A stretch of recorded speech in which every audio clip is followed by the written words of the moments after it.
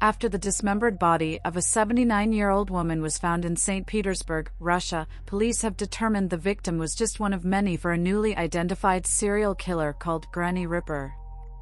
According to the Daily Mail, the suspect is 68-year-old Tamara Samsonova, who stands accused of murdering at least 10 people in the last 20 years, and investigators have the diaries to prove it. Samsonova, a former hotel worker, is accused of beheading and dismembering her victims, and then scattering their body parts all over the city.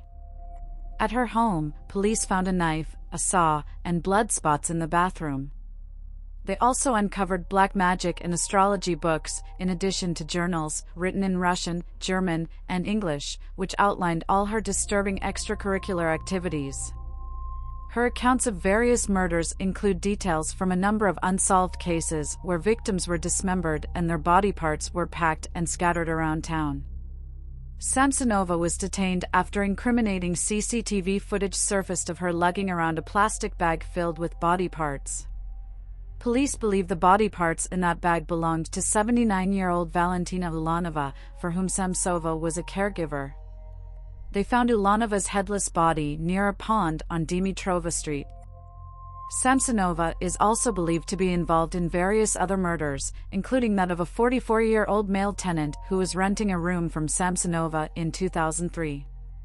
Oh, and her own husband, who was reported missing in 2005, but whose body was never found.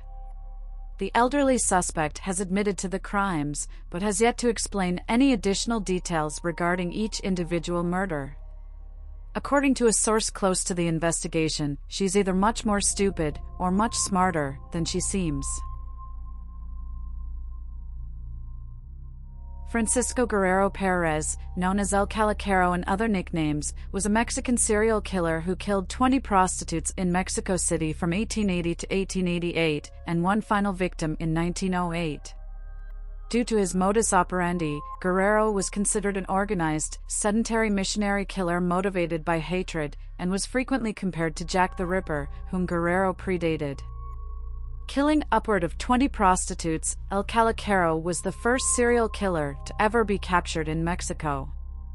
And though the two may share the same violent view on practitioners of the world's oldest profession, what made Perez different was his unabashed manner. While Jack sent cryptic letters to the authorities, Perez did nothing to hide his horrible activities. Joseph Fokker was a French serial killer and necrophile who was sometimes known as the French Ripper.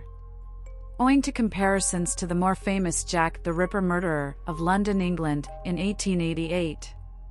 His scarred face and plain, white, handmade rabbit fur hat composed his trademark appearance. He killed 11 to 27 people, many of whom were adolescent farm workers, between 1894 and 1897. The majority of his victims, one woman, 5 teenage girls, and 5 teenage boys, were said to have been watching their flocks before being stabbed and mutilated by the Frenchmen.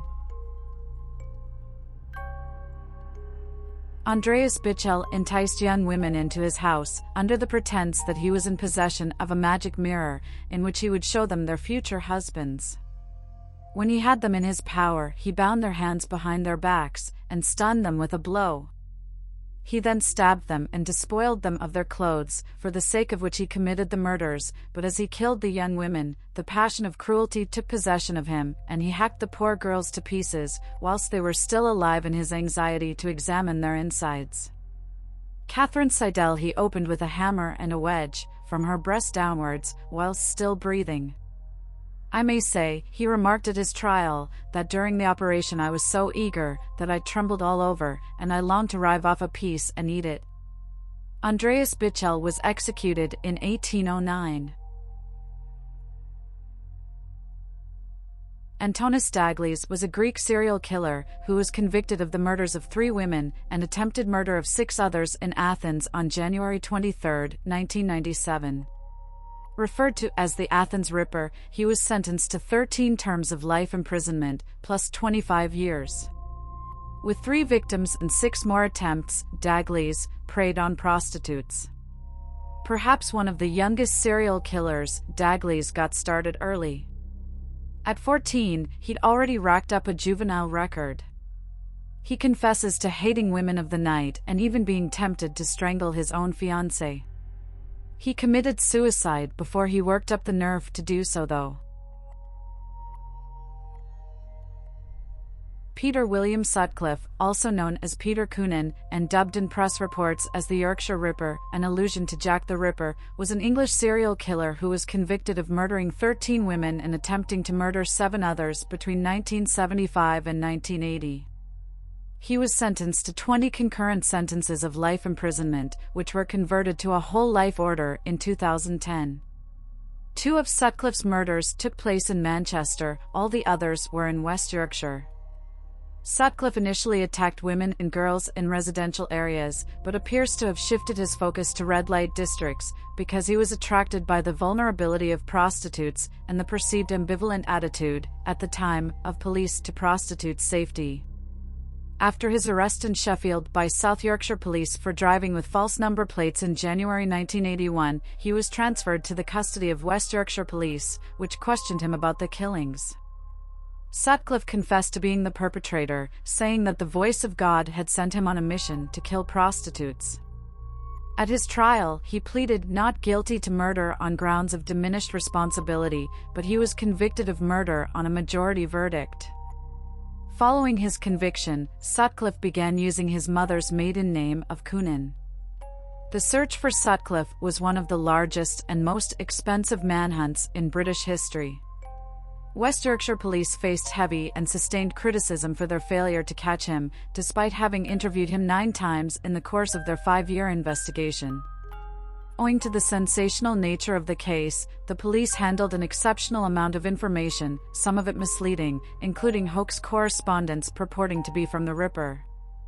Following Sutcliffe's conviction, the government ordered a review of the investigation, conducted by the Inspector of Constabulary Lawrence Byford, known as the Byford Report.